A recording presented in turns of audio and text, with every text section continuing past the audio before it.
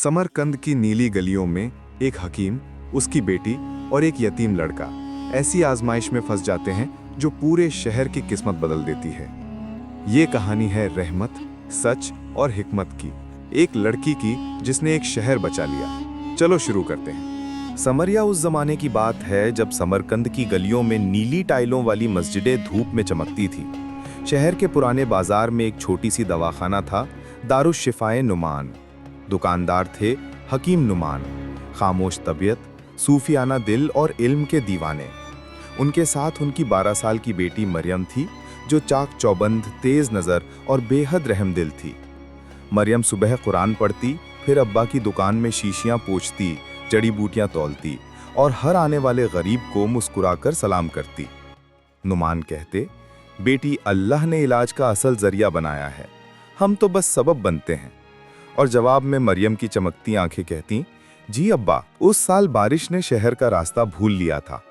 कुएं सूख गए, बाग उजड़ गए, लोग दुआएं मांगते, आसमान को तकते। एक सुबह नुमान ने मरियम से कहा, आज से दुकान के बाहर मुफ्त पानी रखेंगे, जो पिए उसके लिए दुआ भी कर दे। मरियम ने मिट्टी के बड़े घड़े सजाए, उनके पास छोटी कटोरियां रखीं और एक तख्ती टांग दी, रहमत के पानी पर दाम कैसा। कुछ ही दिनों में उनके घड़े रास्तगीर बन गए। दूर दूर से मुसाफिर रुकते, पानी पीते, दुआएं देते। उसी भीड़ में एक दुबला पतला लड़का रोज आता, कपड़ों पर धूल, आंखों में थकान। मरियम ने पूछा, भाई नाम क्या है? उसने झेंपते हुए कहा, जैदान, मैं लिहाफ सिलने वाले उस्ताद के यहाँ काम करता हूँ, कभी कभी वही दवाखाने का सामान भी उठवा देते हैं। मरियम ने मुस्कुराकर उसे एक कटोरा पानी दिया और चुपके से एक रोटी भी। जैदान ने सिर झुका लिया। अल्लाह तुम्हें खुश रखे बहन।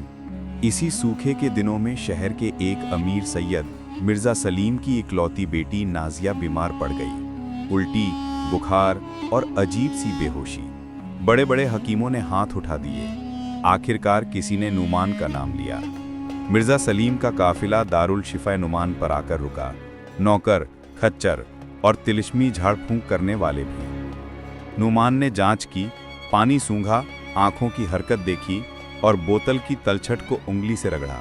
वे बोले, ये बीमारी अंदरूनी गर्मी नहीं, पानी की मिलावट से है। नाजिया को साफ पानी, अनार का शरबत उबालकर और ये पत्तियां पीसकर दीजिए। झाड़ फूंक वाला पंडित चीखा, ये हकीम झूठा है, मेरे मंत्र के सामने उसकी जड़ी बूटी क्या चीज। भीड़ भड़कने लगी। एक नौकर अंधविश्वास में चिल्ला पड़ा, नुमान ने पैसे कमाने को बीमारी फैलाई, बाजार के पानी में कुछ मिलाया होगा। इल्जाम गरज की तरह गिरा। लोग फुसफुसाने लगे। कुछ ने दुकान के बाहर पत्थर भी मारा। मरियम का चेहरा सफेद पड़ गया, मगर नुमान ने सिर्फ अस्तगफिरुल्लाह कहा और वहीं बैठकर दुआ की, ए मालिक, सच की हिफाजत तेरे जिम्मे। उसी रात दारुल शिफा के पर्दे पर एक और आवाज आई, हकीम साहब। दरवाजा खोला तो सामने वही जैदान सहमा खड़ा था। मैंने बाजार के कुएं में एक आदमी को पोटली मिलाते देखा। मुझे लगा हकीम साहब को बताना चाहिए, मगर वो लोग ताकतवर हैं। नुमान ने उसकी आंखों में डर भी देखा और सच्चाई भी।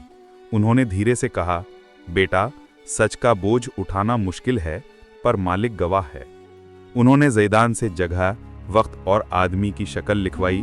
सुबह वे मिर्जा सलीम के दरबार गए। सबके सामने बोले, एक आदमी रातों रात कुएं में गंदगी मिलाता है, अगर इजाजत हो तो आज रात पहरा लगाएं, फिर सच खुद सामने आ जाएगा। दरबार में ठहाका लगा। झाड़ फूंक वाला बोला, ये चाल है। लेकिन मिर्जा सलीम ने कहा, ठीक है, आज रात हकीम की बात पर अमल होगा। रात गहरी हुई। पहरेदार छुपकर बैठ गए। नुमान और मरियम भी दूर से झांक रहे थे, जिंदा दिल मगर खामोश। चांद बादलों से निकलकर जैसे ही कुएं के मुंह पर आया, एक काली छाया धीरे धीरे बढ़ी। हाथ में पोटली, दूसरे हाथ में लोटा। पहरेदार झपटे और पकड़ा गया वही झाड़ फूंक वाला। उसके थैले से काई, सड़ी पत्तियां और ऐसी पाउडर निकली जो पानी को बदबूदार कर दे। सुबह शहर में हंगामा था। झूठे के हाथ कांप रहे थे।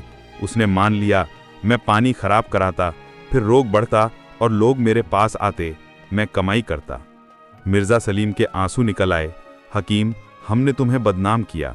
नुमान ने बस इतना कहा, गलतफहमी की रात लंबी होती है, मगर सुबह होती है। नाजिया को साफ पानी और नुस्खा मिला। 3 दिन में बुखार टूटा, चेहरा खिल उठा।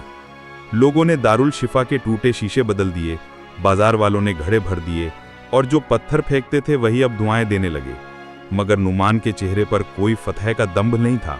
वे मरियम से बोले, बेटी, ये हिकमत थी, अगर अफवाह ना उठती तो पानी की मिलावट कैसे पकड़ी जाती, कितने बच्चे बच गए। मरियम ने धीने से कहा, तो इल्जाम भी रहमत बन सकता है। नुमान हंसे, जब दिल में तवक्कल हो तो हर कांटा फूल की राह दिखाता है। कुछ महीनों बाद दूर के नगर बुखारा से खत आया। वहां के काजी की मां बीमार थीं। अदालत के मुहर्रिर ने लिखा, हकीम, आप आ सकें तो शहर आपका एहसानमंद होगा। नुमान ने सफर का इरादा किया। मरियम बोली, अब्बा मुझे साथ चलिए। नुमान ने उसका सिर सहलाया। बेटी, दुकान और लोग तुम्हें चाहते हैं। 3 हफ्ते का सफर है, तुम दुआ करना। काफिला निकला। ऊंटों की गर्द, नम हवा और दूर तक पिघलते सूरज का रंग। दूसरे ही दिन रेगिस्तान के किनारे अचानक रेतांधी उठी। आसमान पीला पड़ गया, आंखों में किरकिराहट घुस गई और ऊंट बिखर गए। जब धूल बैठी तो पता चला कि एक बच्चा गायब है, यतीम, जिसका कोई नहीं। नुमान ने काफिले के वालों की परवाह छोड़ दी और उस बच्चे की तलाश में निकल पड़े। घंटों बाद वे उसे एक टीले के पीछे बेहोश मिले। पानी पिलाया, कंधे पर उठाया और काफिले तक लाए। मगर तब तक काफिला टूटकर 2 हिस्सों में बंट चुका था। बुखारा जाने वाले आगे निकल गए, नुमान पीछे रह गए। रास्ता बदल गया, मंजिल भी। साथ सिर्फ वो बच्चा था और 2 मजबूती वाले ऊंट। रेत की उस दुनिया में नुमान ने आसमान की तरफ देखा। ए मालिक, तू बेहतर जानता है। उन्होंने बच्चे को गले लगाया और एक छोटे से नकलिस्तान की तलाश करने लगे। दूर दूर तक खजूर के पेड़, पानी की पतली धारा और एक जर्जर सराय दिखी, जिसका मालिक बूढ़ा, कमजोर और सख्त स्वभाव का था। बूढ़े ने तिरछी नजर से देखा। दवा दुकान वालों पर भरोसा नहीं? नुमान ने मुस्कुराकर कहा, भरोसा हमें नहीं, उस पर है जो शिफा देता है।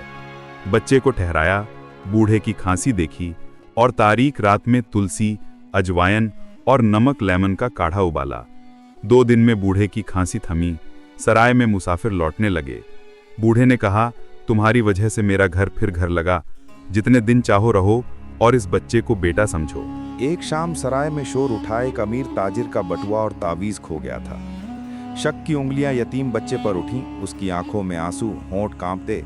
सराय मालिक के लोग डंडे उठाने ही वाले थे कि नुमान ने लोगों को रोक लिया। रुको, बिना गवाह, बिना तफ्तीश। नुमान ने ताजिर से पूछा, तावीज कैसा था? उसने कहा, चांदी का, अंदर मेरी बेटी की तस्वीर। नुमान ने सभी से कहा कि अपने थैले जमीन पर रख दें। सबने रख दिए सिवाय एक काले चोगे वाले मुसाफिर के, जो बार बार दरवाजे की ओर देख रहा था। नुमान ने मुलायम आवाज में कहा, भाई, आपके इसबात के मुंह से चांदी की चमक झलक रही है। शायद रोशनी का छलावा हो, क्या हम देख लें? वो सक पका गया। थैला खुला, अंदर वही तावीज, वही बटुआ। भीड़ गरज उठी, चोर मारो। नुमान आ गया, खड़े हुए। चोर को सजा हाकिम का काम है, हमारा नहीं, और ये बच्चा बेगुनाह है। काले चोगे वाले ने गिड़गिड़ाकर कहा, भूख लगी थी, हाथ बहक गया। नुमान ने ताजिर का सामान लौटा दिया और चुपचाप उस आदमी को एक रोटी दी। गुनाह का इलाज भूख नहीं, तौबा है। उस रात मरियम को लिखे खत में नुमान ने लिखा, बेटी, इल्जाम पत्थर की तरह गिरते हैं, मगर सच की निशानी पानी की तरह साफ होती है। रास्ता बनाती हुई। कुछ हफ्ते बाद वही काफिला जो बुखारा को गया था, लौटते हुए उसी सराय से गुजरा। काजी का मुहर्रिर घोड़े से कूदा, हकीम, हम आपको ढूंढ रहे थे। आपकी दुआ से हमारी माँ बेहतर हैं, मगर ये दवाई किससे बनी? कागज में बस सेहत का सिरा दिल से बंधा है लिखा था। नुमान मुस्कुराए। कभी कभी शिफा नुस्खे से नहीं, नियत से उतरती है। आपने जो पानी बदला वही दवा बनी। कागज में लिखा असल में मरियम का ही एक वाक्य था, जिसे नुमान तहरीर की तरह साथ रखते। दिल की सफाई से हाथ की दवा असर करती है। मुहर्रिर ने कहा, काजी साहब आपको शहर बुला रहे हैं सरकारी हकीम के तौर पर। नुमान ने सराय मालिक, यतीम बच्चे और ताजिर की ओर देखा। ये सब अब उनके अपने लोग थे। उन्होंने जवाब दिया, मैं आऊँगा, पर पहले एक अमानत पूरी कर लूँ। उन्होंने यतीम बच्चे को सराय मालिक के सुपुर्द कर दिया, कागज पर लिखकर, ये बच्चा आज से इसी सराय का वारिस है। सराय मालिक की आंखें भीग गईं। हकीम, आप चले जाएंगे तो ये घर सूना हो जाएगा। नुमान बोले, घरों को लोग नहीं, रहमतें आबाद करती हैं, और रहमत बांटने से बढ़ती है। समरकंद लौटते ही दारुशिफा के बाहर वही घड़े, वही तख्ती, मगर लोगों की भीड़ कुछ ज्यादा ही। मरियम दौड़कर आई। अब्बा! उसकी आंखों में एक और चमक थी, जैसे कोई राज छुपा हो। नोमान ने पूछा, क्या बात है? मरियम ने पर्दा हटाया। अंदर एक अलमारी में पुरानी किताबें, नुस्खे और एक मुहर लगी थी, हकीम जलालुद्दीन का खजाना। मरियम बोली, आपके सफ़र में एक बुजुर्ग आए थे, कहने लगे हकीम नोमान के दुकान में वो अमानत रख दो जिसके लिए मेरे उस्ताद ने वसीयत की थी। किताबों में पुराने नुस्खे हैं और एक खत जिसमें लिखा है कि जब समरकंद में कोई ऐसा शख्स उभरे जो इल्म से ज़्यादा इखलास रखे, ये खजाना उसी का है। नोमान की आंखें गीली हो गईं। बेटी, हिकमत देखो, अगर हम बुखारा चले गए होते तो ये अमानत शायद हमारे पास ना आती। मरियम हंस दी। तो तूफान, बिछड़ना, सराय, वो बच्चा, सब एक रास्ता था। नोमान बोले, हाँ, वही छुपा रास्ता। कुछ दिनों बाद शहर के हाकिम की पत्नी अचानक बेहोश हो गई। ना नब्ज स्थिर, ना सांस संतुलित। बड़े हकीम इकट्ठे, फकीह दुआ और महल में बेचैनी। किसी ने नोमान का नाम लिया। वे पहुंचे, नब्ज देखी, आंखों की पुतलियां जांची और अलमारी से मिली किताबों में एक पुराना नुस्खा याद आया, जहरे सकन का तोड़। उन्होंने खसखस, गुलकंद, चंदन और एक दुर्लभ पत्ते का काढ़ा बनाया। नाक से खुशबूदार धुआं दिखाया, सिराने की हवा बदली। कुछ ही घंटों में सांसें सीधी, रंग गुलाबी और आंखें खुली।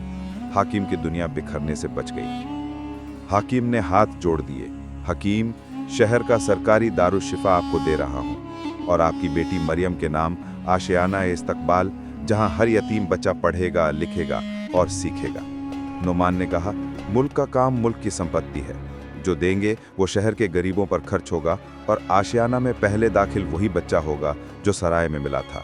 रहमत पर रहमत बरसती गई, मगर मरियम के दिल में एक पुरानी ख्वाहिश थी। अब्बा, मक्का, काबा, क्या हमें भी हज की तौफीक मिलेगी? नोमान ने आसमान की तरफ देखा। इंशाअल्लाह, जब मालिक बुलाएगा रास्ते खुद बनेंगे।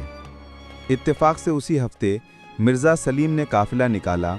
हकीम, हमारी नाजिया अब ठीक है, हम शुक्राने के लिए उम्रा करने जा रहे हैं, आप दोनों हमारी मेहमान बनिए। नोमान ने मरियम की तरफ देखा, आंखें नम, दिल भरा। सफ़र शुरू हुआ। इस बार तूफान नहीं, बल्कि ठंडी हवा, नखलिस्तान के खजूर और रातों में आसमान पर बिखरे सितारों की तस्बीह। मक्का पहुँचे। खाना काबा की पहली झलक पर मरियम फूट फूट कर रो पड़ी। उसने दस्त उठाए, या अल्लाह, तूने हर मोड़ पर हमें संभाला, तूफान में भी, इल्ज़ाम में भी, भूख में भी और सवालों में भी। हर जगह तेरी ही हिकमत थी। नोमान ने धीमे से कहा, यही सबक ज़िंदगी का जेवर है बेटी। तवाफ के बाद मरियम ने एक दुआ और मांगी, ऐ मालिक, जो प्यासे हैं उन्हें पानी, जो भटके हैं उन्हें रास्ता, जो टूटा है उसे आसरा और जो इल्ज़ाम में फंसा है उसे सच का उजाला दे। समरकंद लौटते ही दारुशिफा की छत पर नई नीली टाइलें लगी, जिन पर कलम से एक पंक्ति उकेरी गई, इल्म जब इखलास से मिलता है तो शिफा बन जाता है और तवक्कुल जब सब्र से मिलता है तो रास्ता। आशियाना इस्तकबाल में बच्चों की पढ़ाई शुरू हुई।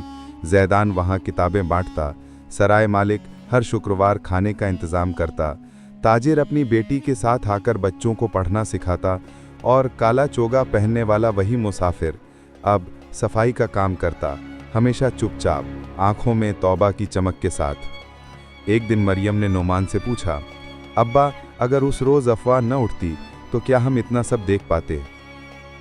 नोमान ने कहा, अक्सर जो चीज़ हमें बुरी लगती है वही दरअसल हमें वहाँ ले जाती है जहाँ हमें पहुँचना है। तूफ़ान ने हमें बच्चे तक पहुँचाया, बच्चा हमें सराय तक, सराय ने हमें अमानत तक, अमानत ने हमें शिफा तक और शिफा ने हमें काबा तक। मरियम ने मुस्कुराकर कहा, तो हर मुश्किल एक नक्शा है जिसमें मंजिल छुपी होती है। नोमान ने जवाब दिया, और उस नक्शे की स्याही हिकमत, सबक। इस कहानी से सबक साफ है, अल्लाह की हर बात में हिकमत है। कभी वो तुरंत समझ आ जाती है, कभी वक्त के साथ खुलती है। इल्ज़ाम, तूफ़ान, भूख, बिछड़ना, ये सब जब तवक्कुल और सब्र के चिराग से देखे जाएं तो रहमत के रास्ते दिखाते हैं। सच देर से भी आए तो पत्थरों को मोम कर देता है, और जो दिल बांटता है, पानी, रोटी, इल्म, दुआ, अल्लाह उसे ऐसी मंजिलें देता है जिनका उसने ख्वाब भी ना देखा हो। ऐसी ही इस्लामी और इंस्पिरेशनल कहानियों के लिए द स्टोरी पाथ चैनल को सब्सक्राइब करें।